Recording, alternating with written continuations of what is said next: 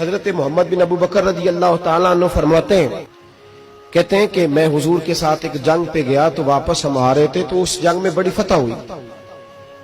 5واں حصہ مال غنیمت کا ہم نے سرکار کی بارگاہ میں نذرانہ پیش کیا تو 80 اونٹ حضور کے حصے میں بھی آئے، اتنا نفع ملا. واپس آ رہے تھے تو ایک جگہ شام کا وقت ہو گیا، کچھ علاقہ اچھا ملا تو حضور نے فرمایا سفر آگے نہ کرو، یہیں پڑاؤ کر لو، پتہ نہیں آگے جا کے کوئی ایسی اچھی جگہ میسر آئے نہ آئے. حالانکہ حضور سارا کچھ جانتے ہیں، پر تعلیم امت کے لیے فرمایا یہی. کہتے خیمے لگ گئے، رک گئے، ایک ایک خیمے میں 2-2 4-4 آدمی. فرماتے میرے خیمے میں حضرت محمد بن ابو بکر جناب ابو بکر کے صاحبزادے، تو میرے خیمے میں جو صحابی تھے نا وہ بڑے موٹے تازے تھے، بڑے وجود ان کا بسطۃ فی العلم والجسم، موٹے تگڑے. مغرب کی نماز پڑھنے ہم حضور علیہ الصلوۃ والسلام کی بارگاہ عالی مرتبت میں حاضر ہوئے، حضور کے پیچھے نماز پڑھی اقتداء میں. کہتے نماز مکمل کر کے نا تو صحابی کا دل کیا میں دست بوسی کروں. اس زمانے میں لوگ لکڑی کے جوتے پہنتے تھے، کھڑاؤں کہا جاتا تھا. حضور کے قدمین شریفین پر نالین مقدس نہیں تھے اور حضور کا وجود نا بڑا نازک تھا. صحابہ کہتے ہیں جب دست مبارک میں ہاتھ ملاتے تھے تو حضور کا دست مبارک کستوری سے زیادہ خوشبو والا ہوتا اور برف سے زیادہ ٹھنڈا ہوتا.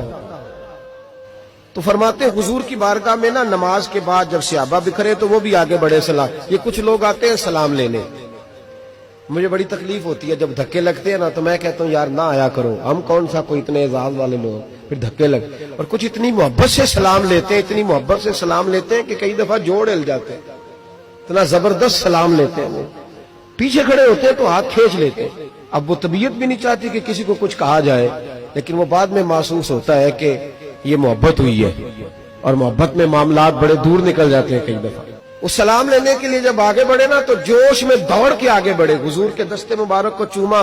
لکڑی کے جوتے پہنے تھے، حضور کے قدم مبارک پہ جوتا نہیں تھا.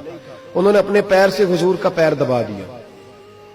تو جو ہے میری بات پر، یہ باٹا کے جوتے پہننے والا جب کسی کا پیر دباتا ہے نا اور بندہ بھی تگڑا ہو تو ایک دفعہ سمجھ آتی ہے کہ کسی نے پیر دبایا ہے.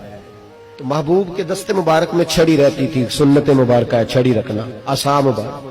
جب اس صحابی نے پیر دبایا نا تو نبی پاک اب وہ چھوڑ بھی نہیں رہے، دیر ہو گئی، پیر پہ پیر رکھ کے کھڑے.